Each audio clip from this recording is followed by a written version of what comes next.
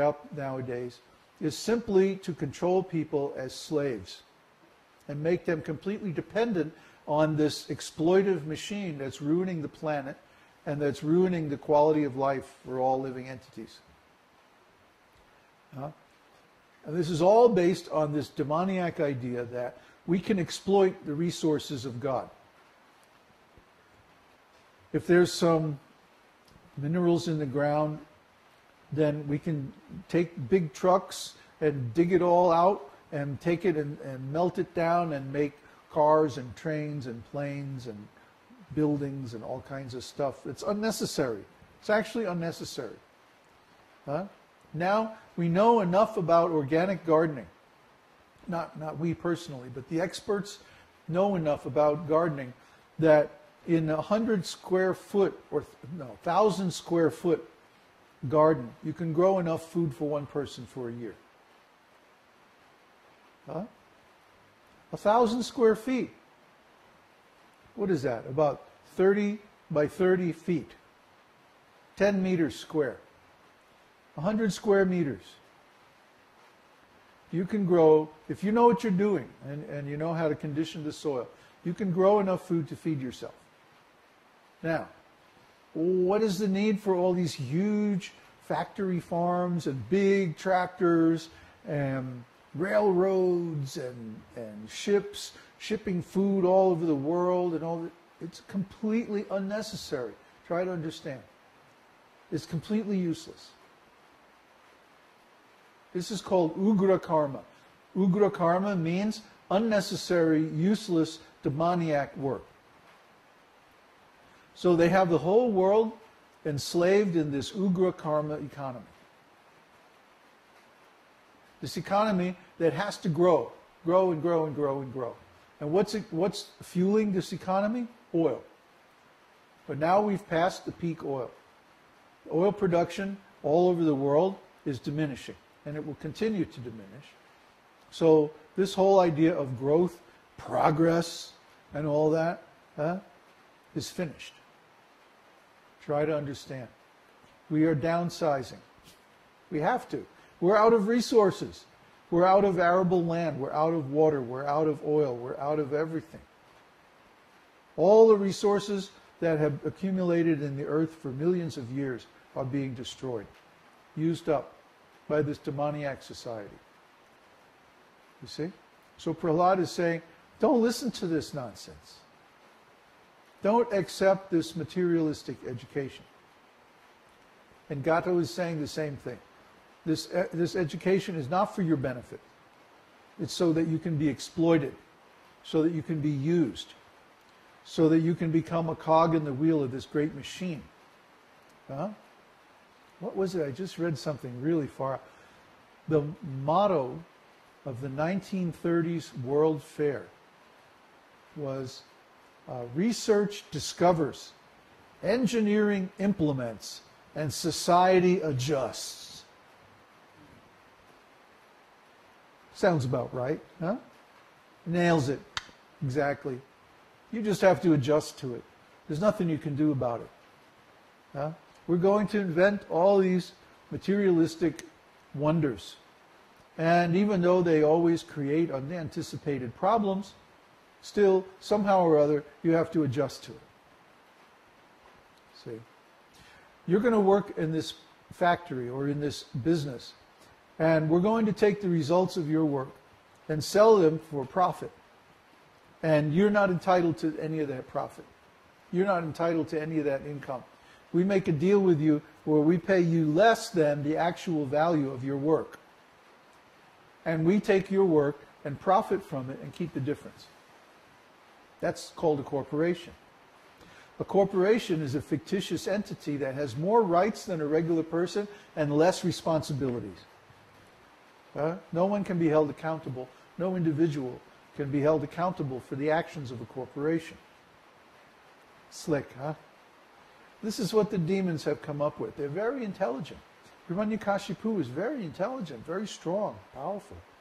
But because all of his plans were against God, eventually he was vanquished.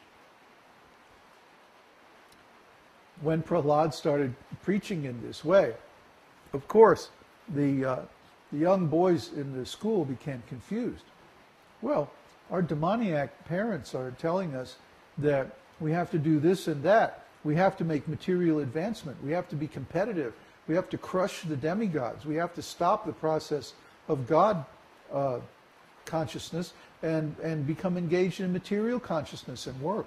Why are you telling us this, Prahlad? And Prahlad had to explain the whole thing. We're spirit souls, that we're not from this world, we're from the spiritual world. We don't belong in these bodies, we should be free. We're taking on all these materialistic designations, and because of that we get so much karma, and then we have to suffer birth and death, and on and on. He explains the whole philosophy, 5 years old. I've heard this, actually I've seen this. In India, the children who go to the traditional gurukulas, at a very young age, 7 or 8 years old, they can explain you the whole philosophy. Just by hearing, they understand everything. Don't think that children are stupid. They're not. Jennifer was sharing one experience that she had. She learned sign language. And she taught her newborn boy to use sign language, which I don't understand. I'm just mimicking. And so at 6 months, the boy was telling her, I need to eat something. I'm thirsty. I have to go to the bathroom. With sign language. You see? Spirit souls are not stupid. But at that early age, the body is so undeveloped that the coordination between the mind and the tongue has not developed yet. So they can't speak and tell us their needs. But it's not that they're unconscious, they don't know their needs. No, they know everything. If they're given some way to communicate that doesn't depend on speech, they can communicate everything. Just like monkeys can be taught to use sign language, and they were quite intelligent. They can count, they can reason. Monkeys. So a small child, if they hear this philosophy from the very beginning of life, they can understand it very nicely. It's just us who have so much conditioning in materialism. We have a hard time understanding. Like just recently, we had to actually expel one student from our school because they just could not understand that they were engaging in politics, materialistic politics. Politics is always materialistic. There's no such thing as spiritual politics. Politics is always materialistic because it's based on a lie. You listen to these politicians. Everything they say is a lie. The first lie is that we are here to help you. No, they're not. They're in politics to gain their personal ambitions. Let's be honest. So the very first thing from the very beginning is a lie. So how can the rest be any truthful? It's not. It's not. Everything they're saying is completely false, bogus. But we accept it because we don't know any other way. When we hear transcendental knowledge, then we come to understand, oh, there is another way. We can trust in God instead of in human leadership. We can take the truths of the Vedas and we can manage our society and our lives according to them.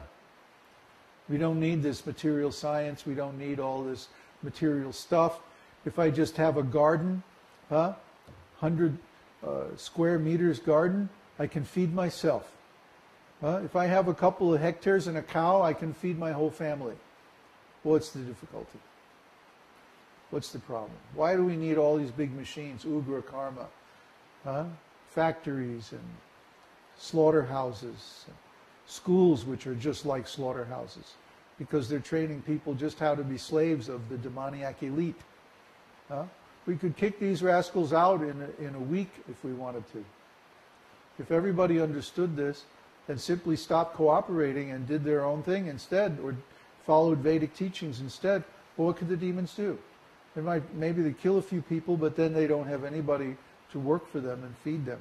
They need their slaves because they're lazy.